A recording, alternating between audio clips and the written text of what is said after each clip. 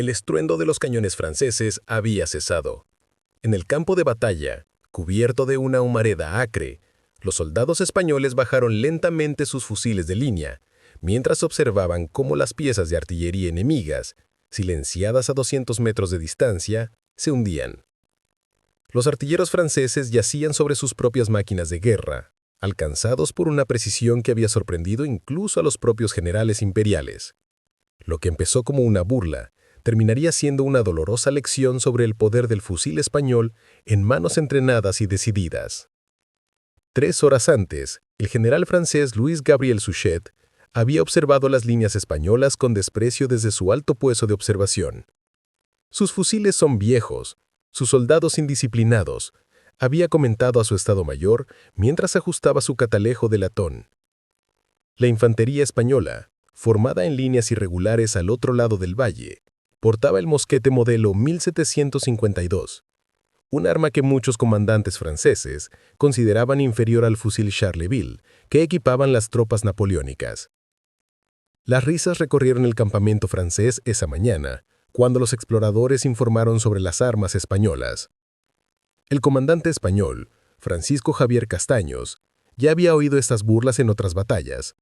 Los franceses, acostumbrados a barrer las formaciones enemigas con su artillería antes del asalto de la infantería, confiaban demasiado en sus cañones de campaña. Pero Castaños conocía una verdad que los generales imperiales aprenderían ese día de julio. Un fusil bien utilizado podía silenciar incluso a la mejor artillería del mundo. La clave no estaba en el arma, sino en la táctica y la determinación de quienes la manejaban. La Guerra de la Independencia Española estalló en mayo de 1808, cuando el pueblo de Madrid se alzó contra la ocupación napoleónica el legendario 2 de mayo. El emperador francés había subestimado enormemente la resistencia española, creyendo que sus veteranas tropas, curtidas en Austerlitz y Jena, dominarían rápidamente la península. Sin embargo, los españoles demostraron ser oponentes más duros de lo esperado. En los campos de batalla de Bailén, la primera gran derrota de Napoleón, los españoles anunciaron al mundo que el ejército imperial podía ser derrotado.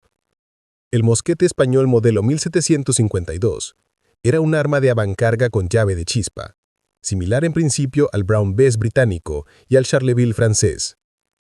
Medía aproximadamente 1,5 metros de longitud y pesaba cerca de 5 kilogramos con la bayoneta.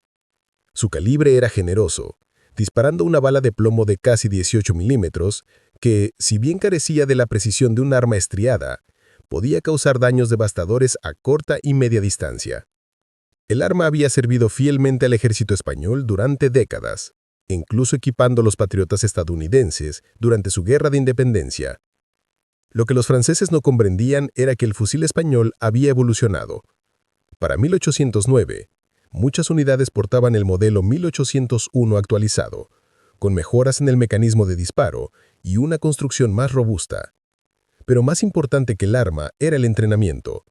Castaños había pasado meses perfeccionando las tácticas de tiro de sus hombres, centrándose especialmente en la precisión del fuego contra objetivos específicos.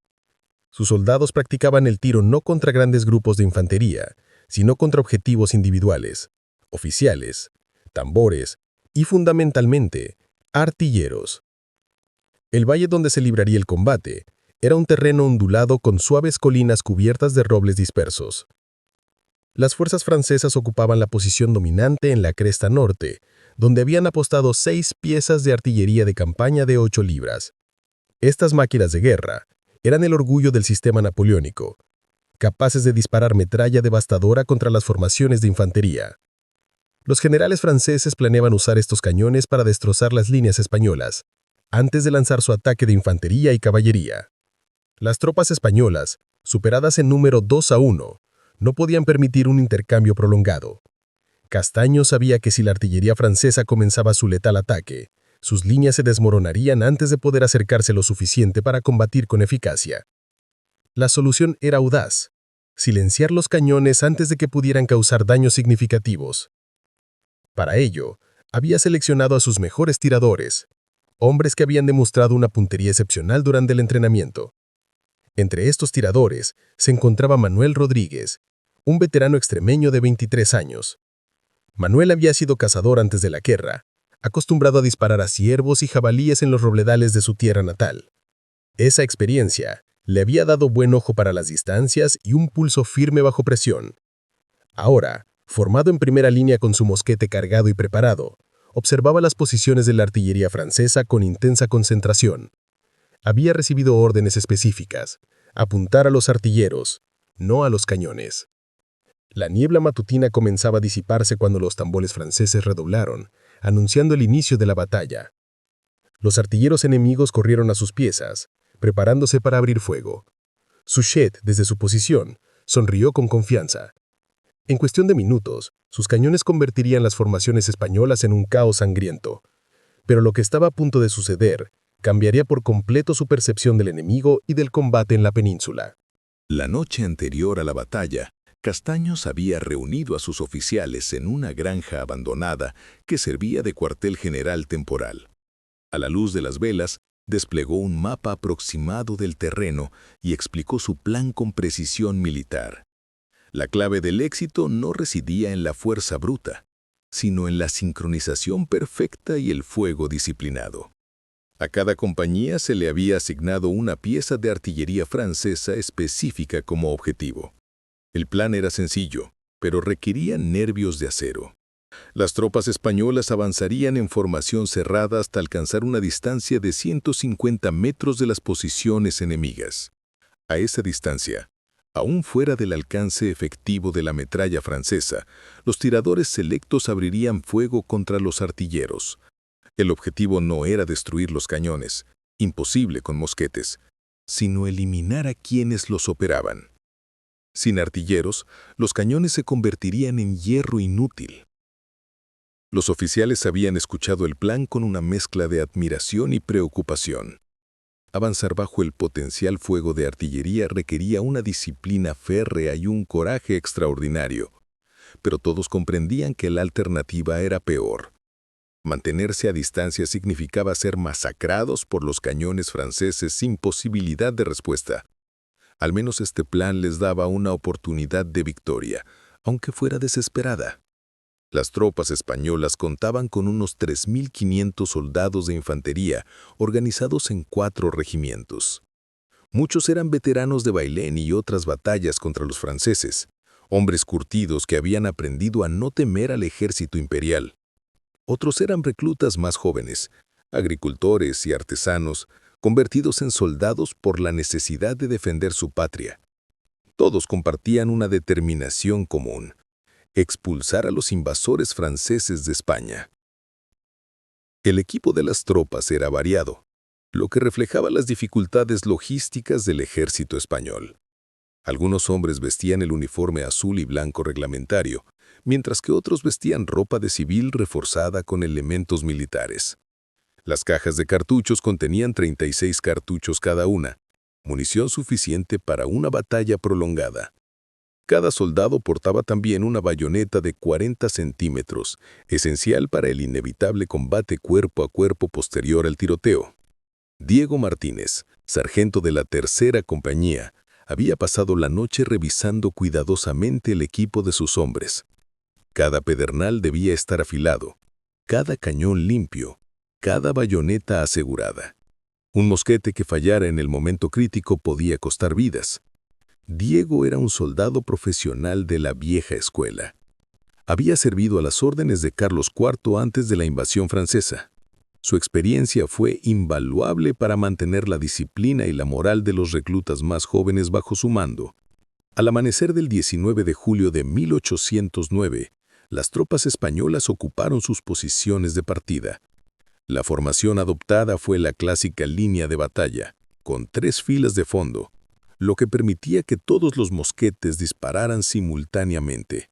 Los tiradores selectos, incluido Manuel, se habían distribuido en la primera fila, donde tendrían el mejor campo de tiro.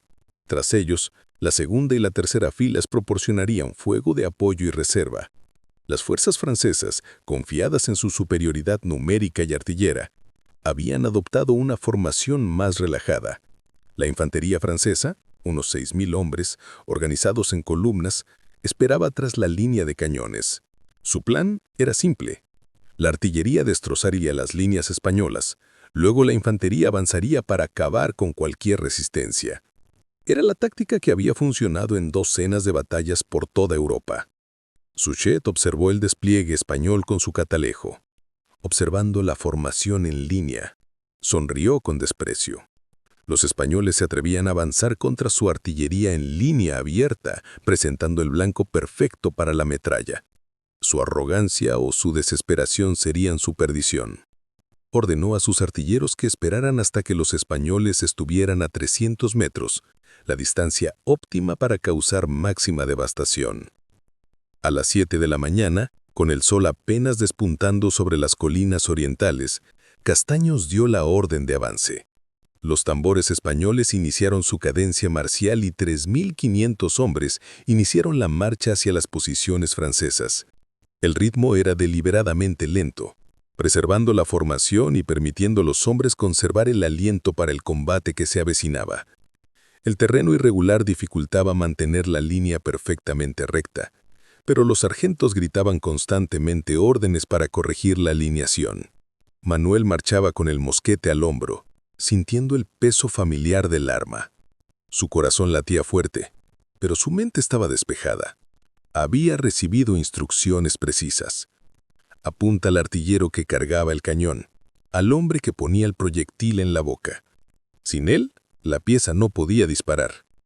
Era un blanco pequeño a 150 metros, pero Manuel había abatido ciervos a esa distancia. Un hombre era un blanco más grande. Los franceses observaban el avance español con una curiosidad inicial, que pronto se transformó en un cauteloso respeto. Los españoles mantuvieron su formación admirablemente, sin mostrar señales de pánico ni desorden. Cuando la distancia se redujo a 300 metros, Suchet ordenó a la artillería que se preparara. Los artilleros, veteranos de una docena de campañas, trabajaron con eficiencia mecánica.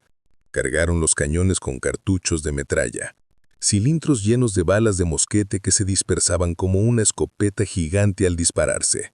A 250 metros, los artilleros franceses aplicaron mechas a las troneras de los cañones. Pero antes de que pudieran disparar, ocurrió algo inesperado.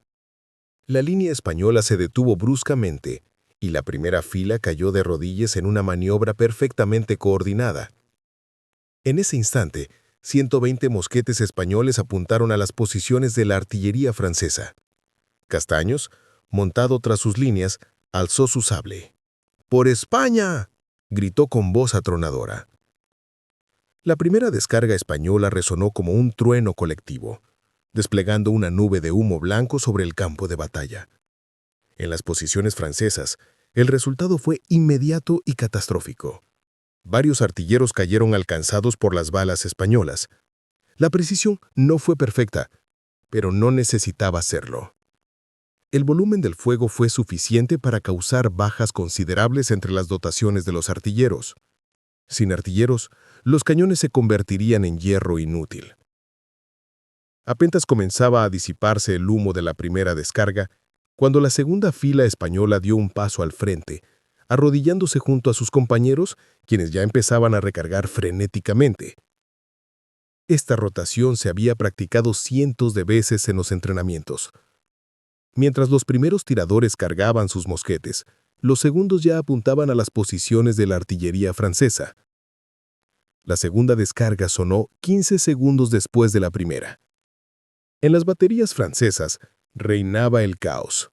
Los artilleros supervivientes intentaron continuar con sus disparos, pero la constante lluvia de balas españolas les impedía trabajar con normalidad.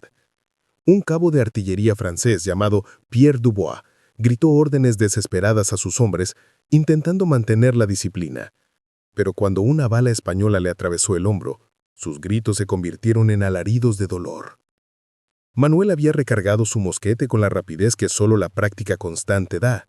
Mordió el cartucho, vertió la pólvora en el cañón, insertó la bala envuelta en papel, la embistió con la baqueta, preparó el gatillo y amartilló el percutor.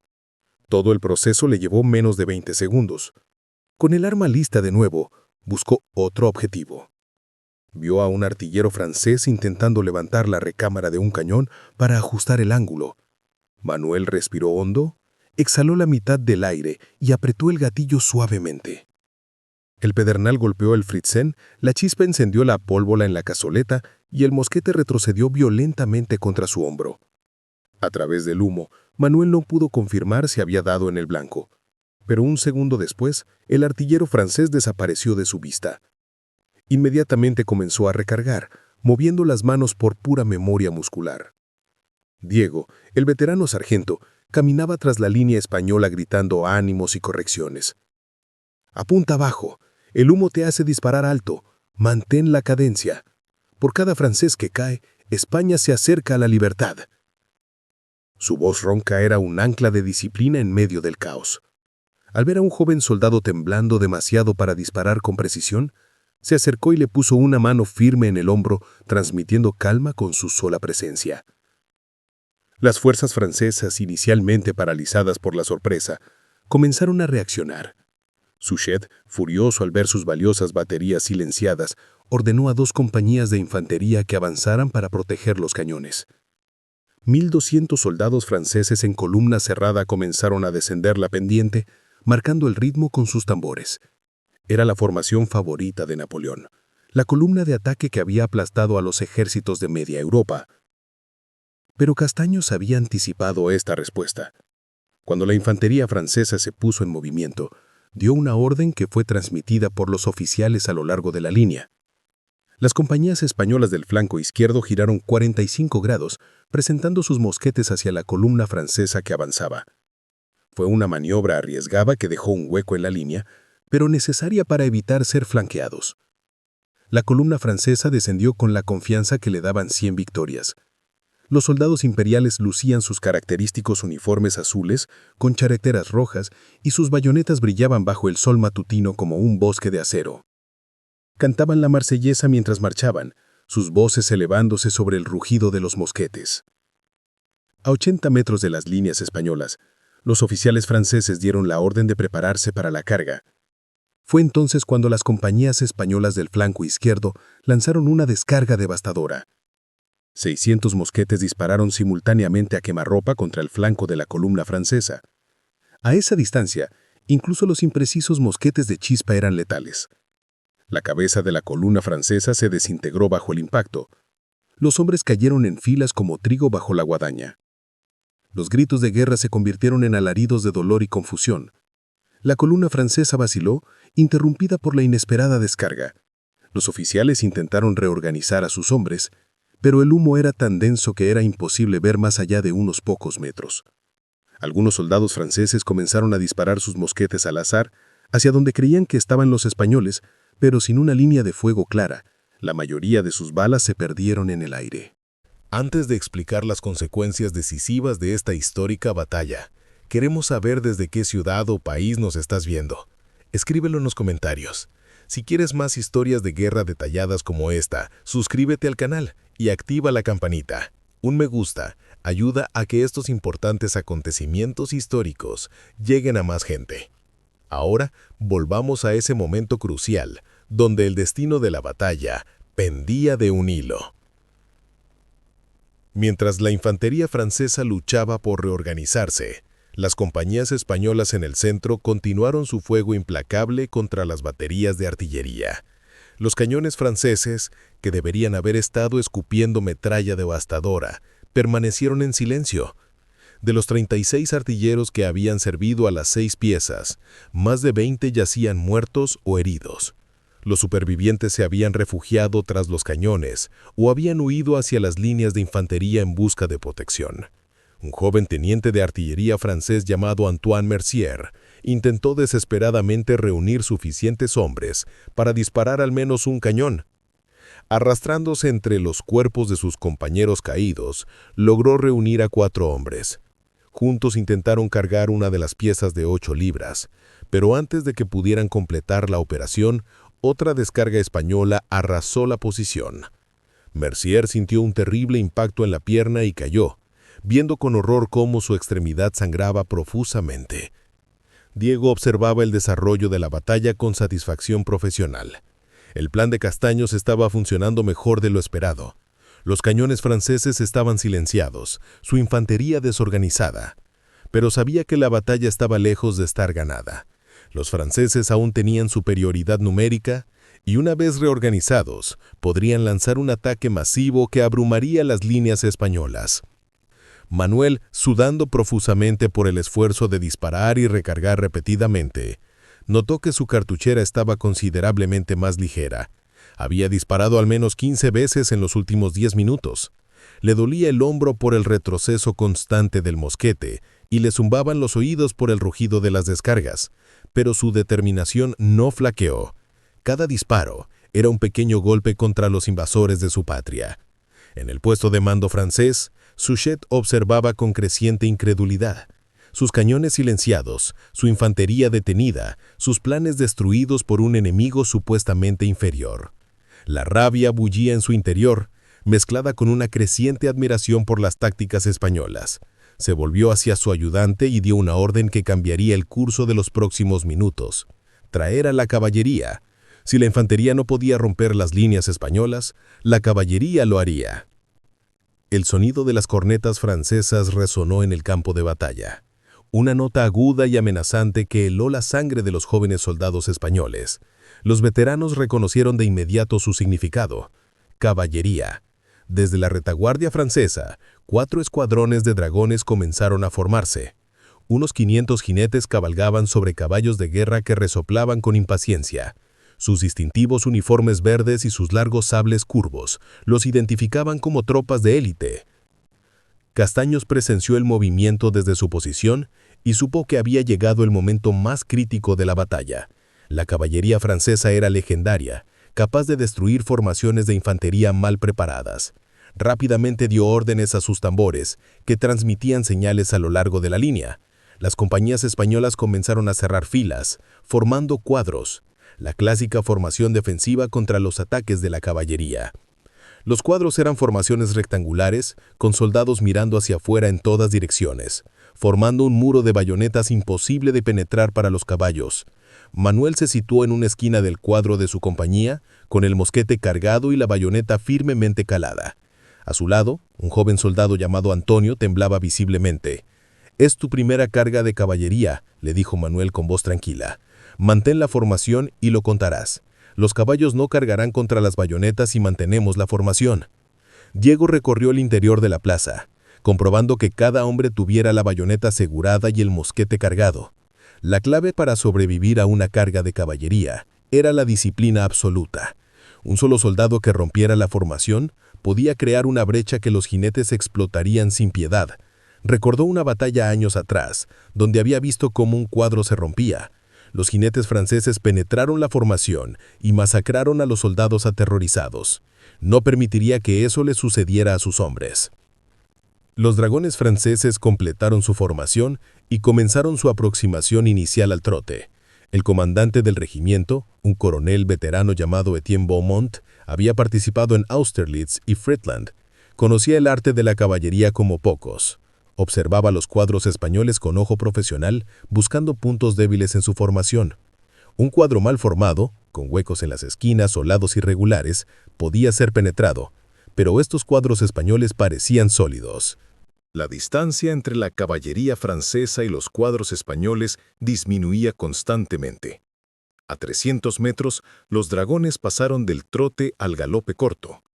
El suelo tembló bajo los cascos de 500 caballos, un estruendo atronador que se sintió tanto como se escuchó. Los jinetes alzaron sus sables, cuyo acero relucía amenazante. A 150 metros, las cornetas volvieron a sonar y los dragones lanzaron su carga final a galope tendido. Fue un espectáculo aterrador y magnífico a la vez. 500 caballos y jinetes convergieron en una masa de fuerza, acero y furia controlada. Los cascos levantaron nubes de polvo, los jinetes lanzaron gritos de guerra ensordecedores y el rugido era como el de una tormenta inminente. Muchos de los jóvenes soldados españoles empuñaron sus mosquetes con manos temblorosas, luchando contra el instinto de huir ante la avalancha que se aproximaba. «¡Listos!», gritó Diego con voz atronadora. «¡Primera fila! ¡Preparados!». A 50 metros, cuando los caballos estaban casi encima, dio la orden de fuego. La primera fila de cada lado del cuadrado disparó simultáneamente. 120 mosquetes escupieron fuego y se dirigieron directamente hacia la masa de caballería que cargaba. A esa distancia era imposible fallar. Caballos y jinetes cayeron rodando en una maraña de ramas, creando obstáculos que hicieron tropezar a los que venían detrás. Pero los dragones franceses eran profesionales. Los jinetes supervivientes se dividieron en el último momento, fluyendo alrededor de las plazas como el agua alrededor de las rocas en un río. Intentaron encontrar huecos en las formaciones, lugares por donde pudieran penetrar. Sus sables descendieron buscando cabezas y hombros españoles, mientras que las bayonetas españolas se clavaban hacia arriba buscando vientres de caballos y piernas de jinetes. Manuel disparó su mosquete contra un dragón que pasaba a menos de 2 metros, viéndolo caer de su montura con el pecho destrozado. No tuvo tiempo de recargar antes de que otro jinete se acercara peligrosamente. Levantó su mosquete con la bayoneta calada y empujó hacia arriba con todas sus fuerzas. La hoja se clavó en el muslo del caballo, que relinchó de dolor y se encabritó, derribando a su jinete al suelo, donde fue rematado inmediatamente por otros soldados españoles. Antonio, el joven soldado junto a Manuel, no había disparado. Estaba paralizado de terror viendo a los jinetes franceses rodear la plaza como lobos alrededor de ovejas. Un dragón lo vio dudar y dirigió su caballo hacia allí, con el sable en alto para un tajo mortal. En el último momento, Diego apareció junto a Antonio y disparó su pistola directamente a la cara del caballo francés. El animal cayó muerto al instante, aplastando a su jinete bajo su peso. La primera carga de caballería se disolvió tras 2 minutos que parecieron horas. Los dragones franceses se retiraron del alcance de los mosquetes españoles para reorganizarse. Habían perdido quizás 80 hombres y más de 100 caballos, pero no habían logrado romper ningún cuadro. Beaumont, observando desde una distancia prudencial, maldijo en voz baja. Los españoles habían mantenido una disciplina admirable. Tendría que intentar una segunda carga, pero ahora con menos hombres y caballos. En las plazas españolas, los soldados recargaban frenéticamente sus mosquetes mientras los heridos eran arrastrados al interior de las formaciones. Varios hombres habían caído, alcanzados por sables franceses o aplastados por caballos moribundos.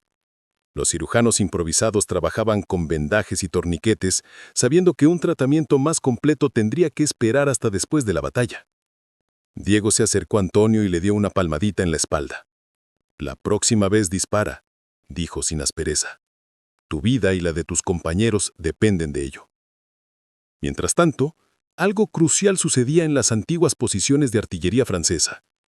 Varios audaces soldados españoles, aprovechando que la atención se centraba en la caballería, habían avanzado sigilosamente hacia los cañones abandonados. Ahora, bajo el fuego de cobertura de sus compañeros, empezaron a clavar las troneras de los cañones con púas y martillos improvisados. Esta técnica, conocida como clavar un cañón, consistía en introducir una púa de hierro en la tronera y romperla, dejando la pieza inutilizada permanentemente. Los franceses, al darse cuenta demasiado tarde de lo que ocurría, intentaron enviar una compañía para retomar las baterías, pero el fuego español era demasiado intenso. Los soldados que habían atacado los cañones lograron retirarse a sus líneas, habiendo inutilizado permanentemente 4 de las 6 piezas. Las otras 2 ya estaban tan dañadas por el fuego directo que quedarían inutilizadas durante el resto de la batalla. Suchet observaba el desarrollo con una mezcla de furia e incredulidad. En menos de 1 hora, sus planes cuidadosamente preparados se habían desmoronado.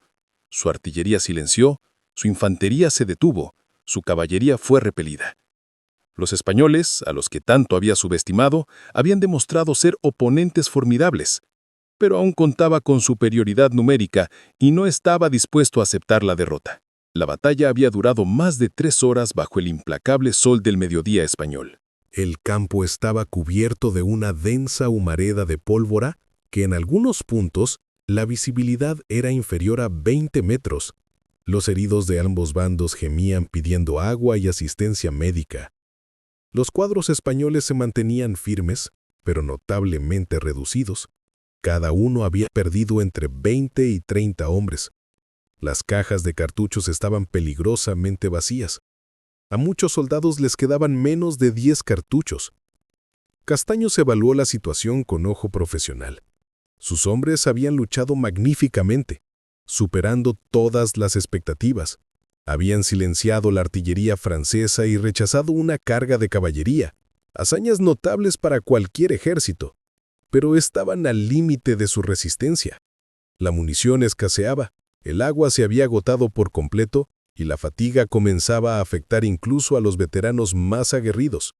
Necesitaba una decisión audaz que inclinara definitivamente la balanza.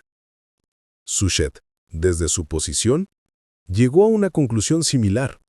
Había subestimado gravemente a los españoles al principio, pero no cometería el error de prolongar indefinidamente una batalla que estaba causando demasiadas bajas sin resultados proporcionales. Sin embargo, el orgullo imperial no le permitió simplemente retirarse. Decidió lanzar un ataque final masivo, empleando toda su infantería disponible en un asalto frontal que abrumaría a los españoles por pura superioridad numérica. Los tambores franceses comenzaron a sonar con un ritmo especial que todos los soldados veteranos reconocían: la preparación para el asalto general. 5.000 soldados franceses comenzaron a formar columnas de ataque, la formación que había conquistado Europa.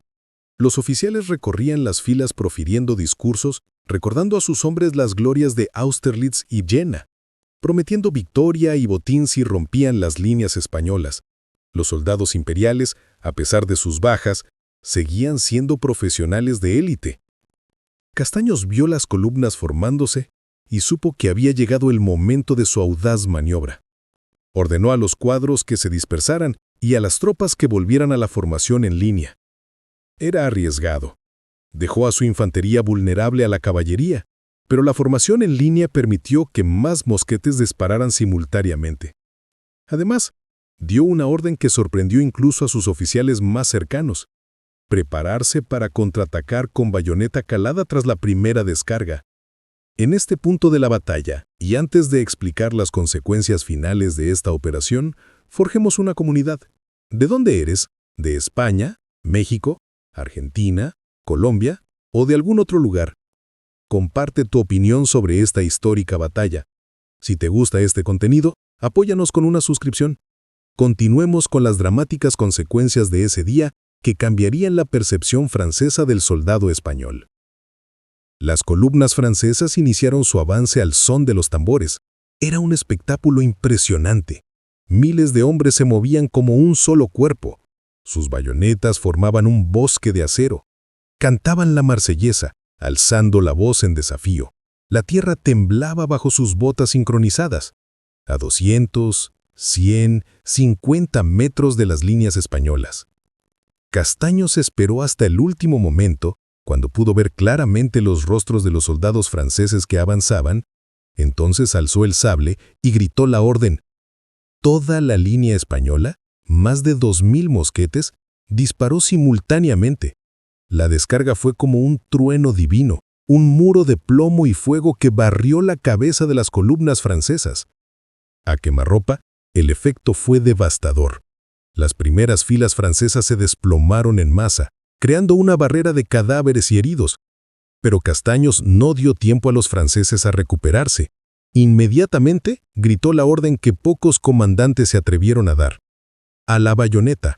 Las líneas españolas, en lugar de retirarse o recargar, lanzaron un contraataque directo contra las columnas francesas que aún procesaban el impacto de la descarga. Era una maniobra desesperada, pero psicológicamente devastadora. Manuel corrió hacia adelante, gritando a todo pulmón, con la bayoneta apuntando hacia los franceses que intentaban reorganizarse. A su alrededor, sus compañeros hicieron lo mismo. Una oleada de furiosos soldados españoles se abalanzó sobre la masa francesa. El combate se convirtió en un caos de bayonetas, culatas de mosquete utilizados como garrotes, puños, patadas y mordiscos. Era el tipo de combate salvaje que decidía las batallas cuando toda táctica y estrategia se desmoronaban. Diego luchó como un demonio. Su experiencia en el combate cuerpo a cuerpo lo mantuvo vivo. Bloqueó una bayoneta francesa con el cañón de su mosquete, se giró y golpeó con la culata, saltó hacia atrás para evitar un corte.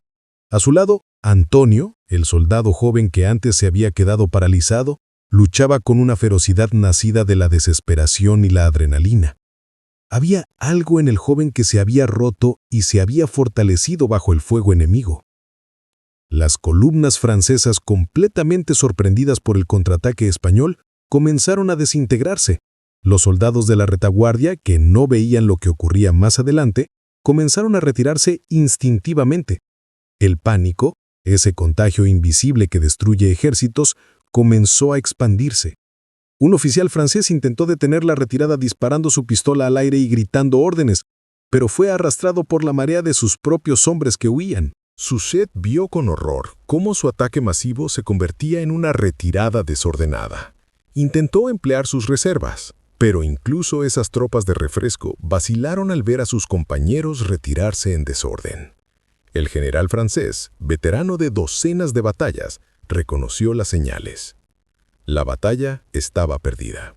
Si continuaba, corría el riesgo de que la retirada se convirtiera en una derrota total. Con amargura, ordenó la retirada general. Las cornetas francesas anunciaron la retirada, un sonido que parecía imposible al principio del día.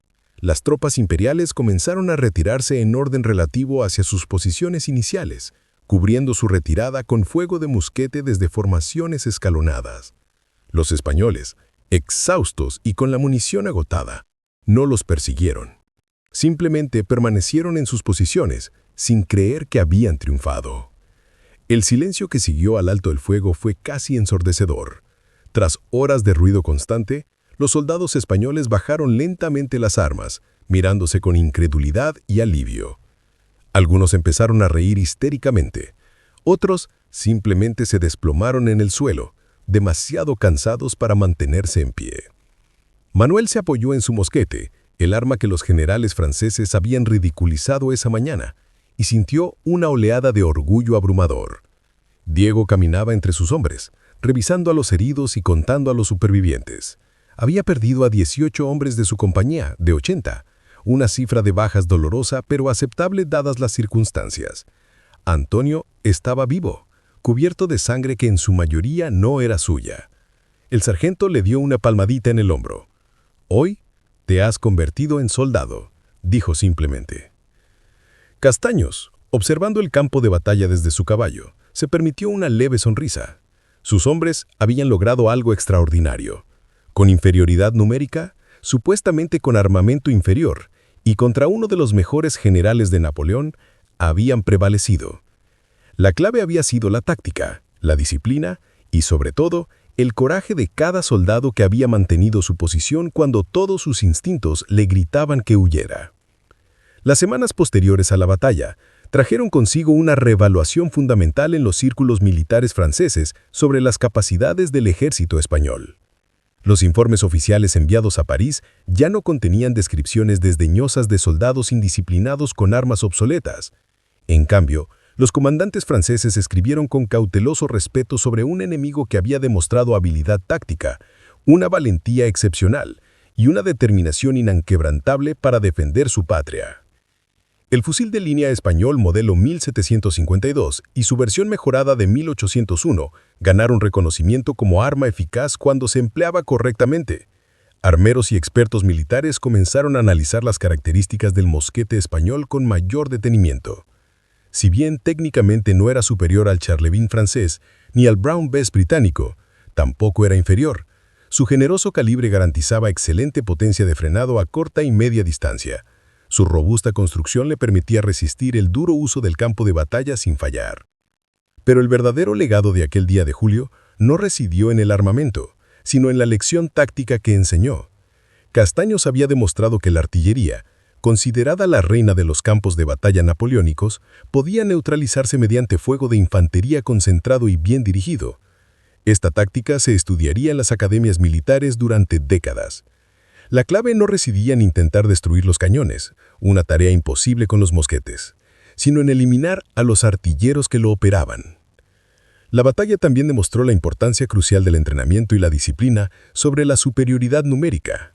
Los soldados españoles, muchos de ellos reclutas con apenas unos meses de experiencia, habían mantenido formaciones complejas bajo fuego intenso, ejecutado maniobras tácticas precisas y, finalmente, lanzado un contraataque coordinado.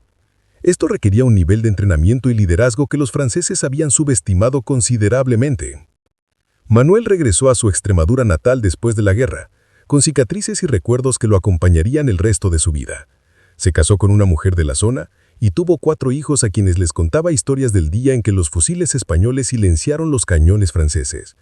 Su mosquete, que había portado en docenas de batallas, colgaba sobre la chimenea de su casa como un recuerdo tangible de aquellos años difíciles en que España luchó por su libertad. Diego fue ascendido a teniente tras la batalla, en reconocimiento a su liderazgo bajo fuego enemigo. Continuó sirviendo en el ejército español hasta el final de la guerra en 1814, participando en numerosas batallas adicionales. Sobrevivió la guerra completa, una hazaña notable dada la ferocidad de los combates, y finalmente se retiró con el grado de capitán. Dedicó sus últimos años a entrenar a la siguiente generación de soldados españoles, transmitiéndoles las lecciones aprendidas en aquellos sangrientos campos de batalla. Antonio, el joven soldado que tembló ante su primera carga de caballería, se convirtió en uno de los veteranos más condecorados de su regimiento. La batalla le había enseñado lecciones que ningún entrenamiento podría darle sobre el coraje, el miedo y la importancia de confiar en los compañeros. Después de la guerra, escribió sus memorias, que se convirtieron en uno de los relatos más vívidos y sinceros sobre la experiencia del soldado raso durante la Guerra de la Independencia. Para el ejército francés, la batalla representó una dolorosa lección sobre los peligros de la arrogancia. Suchet, aunque continuaría teniendo una distinguida carrera militar y finalmente sería nombrado mariscal de Francia, nunca olvidó el día en que subestimó a los españoles. En sus memorias posteriores, escribió con franqueza sobre el error de juzgar al enemigo por su equipo, en lugar de por su determinación y habilidad táctica. Los cañones franceses capturados o inutilizados en la batalla se exhibieron en Madrid como trofeos de la victoria. Se convirtieron en poderosos símbolos de la resistencia española, recordatorios tangibles de que el aparentemente invencible ejército napoleónico podía ser derrotado. Multitudes visitaban estos cañones silenciados, tocando el frío metal y recordando el precio pagado por la libertad. Las tácticas desarrolladas por Castaños en esa batalla influyeron en operaciones militares posteriores, no solo en España, sino en toda Europa. Otros comandantes que se enfrentaron a las fuerzas napoleónicas comenzaron a experimentar con métodos para neutralizar la ventaja de la artillería francesa. El uso de tiradores selectos contra artilleros se convirtió en doctrina estándar en varios ejércitos. Wellington, el comandante británico, adoptó tácticas similares en batallas posteriores en la península ibérica. La batalla también tuvo un impacto significativo en la moral española. En una época en la que las victorias eran escasas y las derrotas frecuentes, demostró que los españoles podían enfrentarse y derrotar a los franceses en combate abierto. Esta victoria reforzó la determinación de continuar la resistencia, contribuyendo al movimiento guerrillero que finalmente haría insostenible la posición francesa en España. Los historiadores militares siguen estudiando esta batalla como ejemplo de cómo la inferioridad numérica y material puede superarse mediante la superioridad táctica y moral. Las academias militares modernas la utilizan como estudio de caso sobre la importancia del entrenamiento, la disciplina y el liderazgo eficaz. Las lecciones de aquel día de julio de 1809 siguen vigentes 2 siglos después. El fusil de línea español, ridiculizado al comienzo de aquel memorable día, demostró ser tan efectivo como cualquier arma comparable de su época cuando lo empleaban soldados valientes y bien entrenados. La verdadera superioridad no residía en el acero ni en el diseño del arma, sino en el coraje y la destreza de quienes la portaban. Los generales franceses habían aprendido esta lección a la fuerza. Hoy, los visitantes del campo de batalla pueden ver monumentos dedicados a los soldados de ambos bandos que lucharon ahí. El terreno ha cambiado poco en 200 años. Las mismas colinas, testigos silenciosos de aquel día en que el fuego español silenció los cañones imperiales. Es un poderoso recordatorio de que tanto en la guerra como en la vida, nunca se debe subestimar la determinación del espíritu humano, ni el poder de los hombres que luchan por su libertad. La historia de esa batalla se transmitió de generación en generación, formando parte del tejido nacional español. Representa no solo una victoria militar, sino una afirmación del coraje y la capacidad del pueblo español para defenderse de cualquier invasor, por poderoso que pareciera. Los fusiles españoles que silenciaron la artillería francesa se convirtieron en símbolos de resistencia, determinación y la verdad fundamental de que la victoria final no necesariamente pertenece a los más fuertes, sino a los más decididos.